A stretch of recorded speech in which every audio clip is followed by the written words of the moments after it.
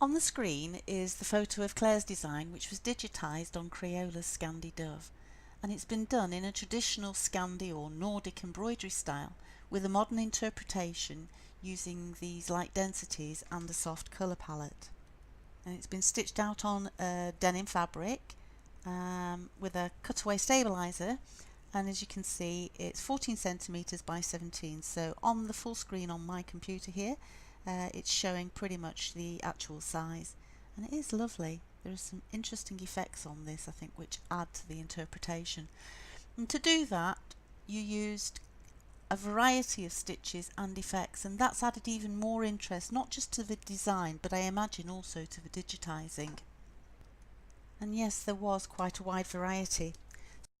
So starting with the plain fills or tatami or weave stitch, you've added in some places, in addition to the light density, the wave or Florentine effect, and just look at the way that that swoops down the bird there, down the head and then out here to the tail, and just gives it that flow. And then of course you counteract that by putting it onto the wing, going in this alternative direction, and then finally going in a different direction again up onto this representation of a sun or moon, whatever it is. And then in contrast with that, on these objects here, you know, you've got sort of almost an S bend on them, and again it just gives it some movement, and it's a lovely effect that you've achieved with it. In addition, in a couple of places you've also used a graduated fill with that light density and wave, and in a couple of places you've also used the radial effect, the radial fill effect. So that's here on this flower and used rather well on the eye as well. There's an embossed fill here, and of course you've used a satin fill here on the wing together with a carving stitch effect, and on here you've used satin stitch, but this time it's been using the turning angle tool, or it's now called the block tool. And then if we move over to the lines, we're looking at using motifs, so that's a line of motifs here.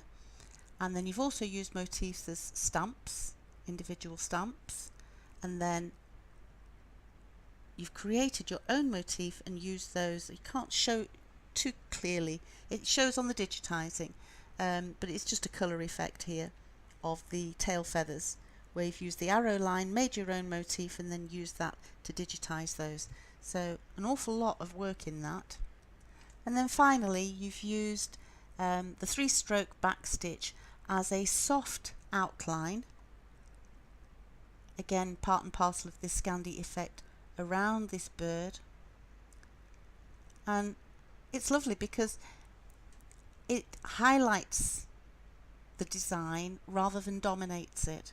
But of course there's a consequence with that, because although you've used your single run line in order to travel around the design, because of the light densities and because you've kept the outline light, I suspect that you felt that you were limited as to how much pathing that you could do, because a necessary feature of this style of embroidery is that there are gaps between these ornaments, and of course using all these different colours means you're going to have to jump in between these pieces. So you're not actually going to be able to put travel lines down between quite a lot of them. Having said that, pathing is not just about putting down travel lines, it's also about finding a logical route around the pieces as you stitch them out. So it also applies to when you're jumping from one object to another. You want to try and keep it as machine friendly as you possibly can by having as shorter jumps as you can, so that you don't tighten up the bobbin thread underneath and start stretching it and causing problems for your needle possibly. And also it stops pulling up your design as well, so the shorter you can keep the jump stitches the better. And of course the other one is you need a logical route as you are moving around, jumping from one object to another, so that you don't inadvertently, when you're working in one particular colour, cross over where you've already done a jump stitch that hasn't been cut, because you don't want to catch the foot on that jump stitch and snarl up and cause yourself all sorts of other problems. So I think this actually presented a different kind of pathing challenge. And let's go across and see the design. over in Genome Digitizer version 5, which is the one that you used. And this is what it looks like in TrueView. Not quite actual size, but nearly.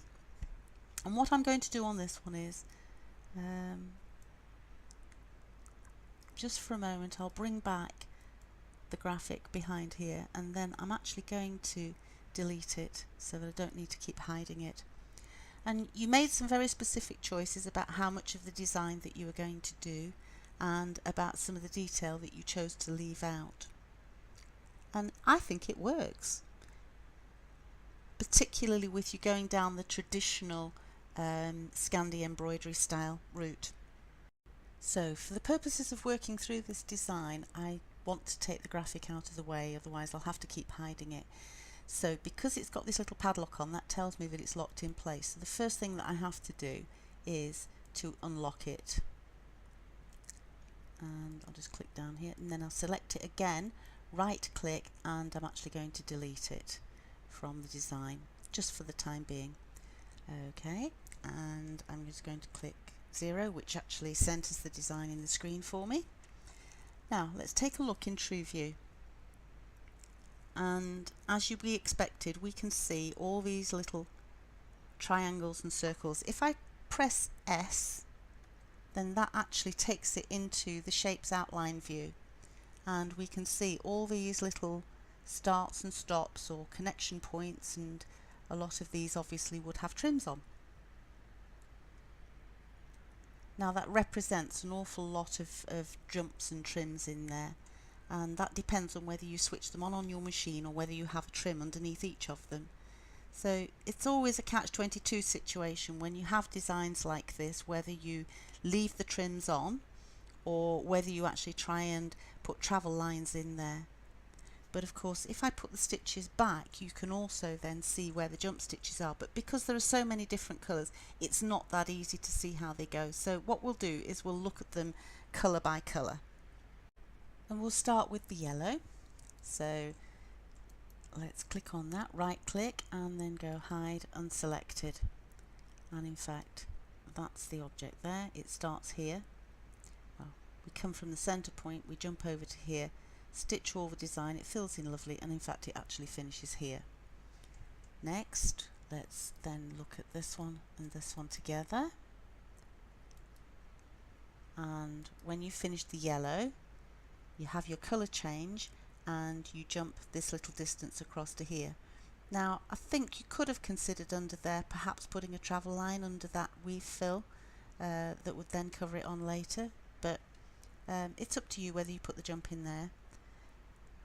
And then this starts here and you actually finish this object here, and then you put a travel line in down to here to start the teal. So let's take a look at what that looks like.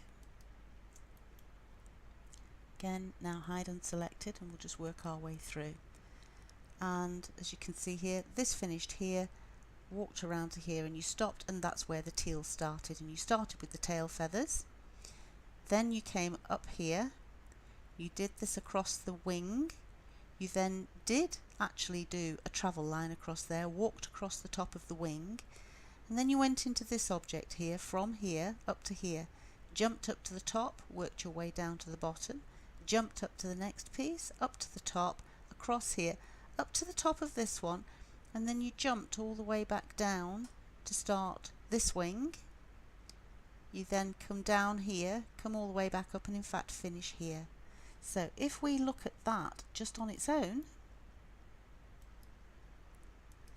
that shows you there. And if I take the stitches out, you can see where all your starts and stops are. I think this is just a disconnect, or I think it's just a stray here, so I'm not going to pay much attention to that. It comes up again when you're actually dealing on the outline.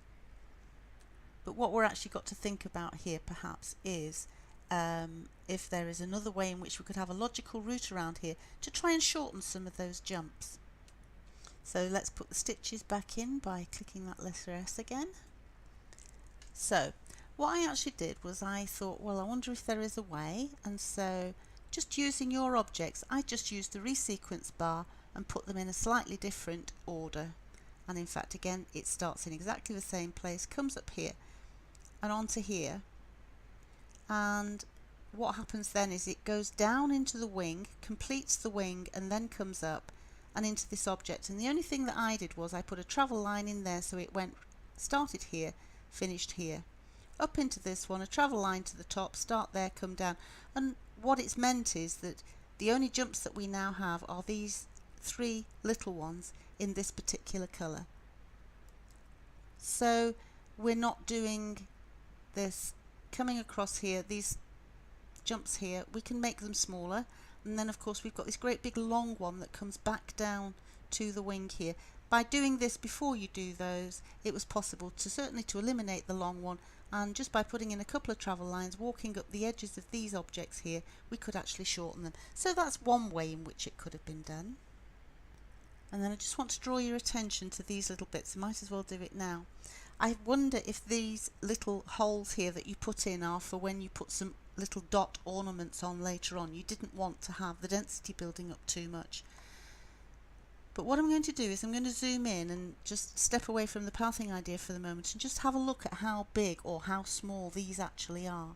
And I'm going to take the zoom up to 500, and I'm going to pick up the measuring tool by pressing the letter M, and we're going to measure just the biggest one of these, and just to see what the size of the hole is. And the hole that you digitized isn't even 2 millimeters across. If we do the lengthwise here, up to here, and that's just 2.5 in length. Now this is much smaller. I should imagine it's not even a millimetre wide, so I'm going to try and get that on there. There we go. It's not even 0.5 millimetre wide, that one. And this one's pretty much a similar size to the first one. Now I'll press escape to get rid of the tape measure. I just keep pressing it until it disappears. So I understand why you put them in, and I wonder if it's because you were working at a high level of magnification. But if we actually go back down to the 1:1, you can see how tiny they are. They probably don't serve any purpose. So if you were going to do them, they would need to be bigger ideally, or not bother at all. They're a sufficiently light density for you when you put the ornaments on over the top, you know, for them to stitch there okay. So it's not a big thing, it was just an observation. Just something to think about in the future, gives you less work to do really. Okay, so let's now then move from your blue, which you've actually finished here, where my cursor is at the moment there on the top of that wing. And then what happens is you move into this orange colour. So we'll just highlight that one and this one, and hide unselected, and then we'll have a look and see what happens here. And let's take a look at what's going on here. In fact, it's starting to look a little busy, so in fact I'm going to take away the teal as well. So just look at this one. There we go.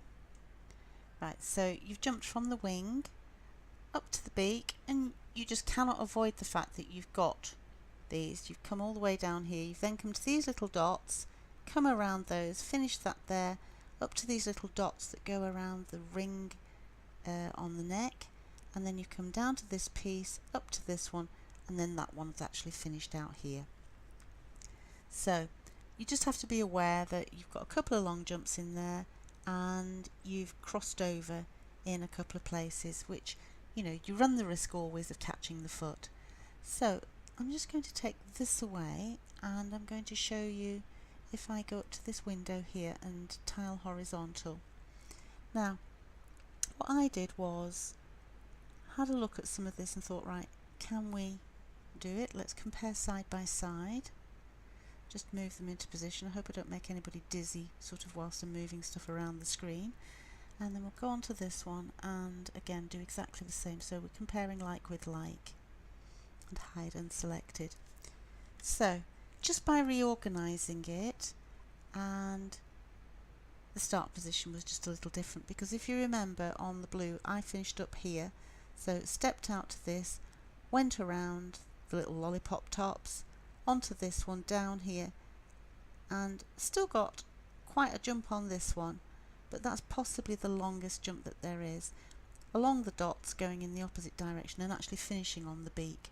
And of course that's now got consequences for the next part.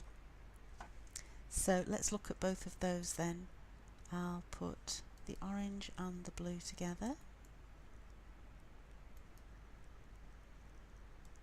and on this one here,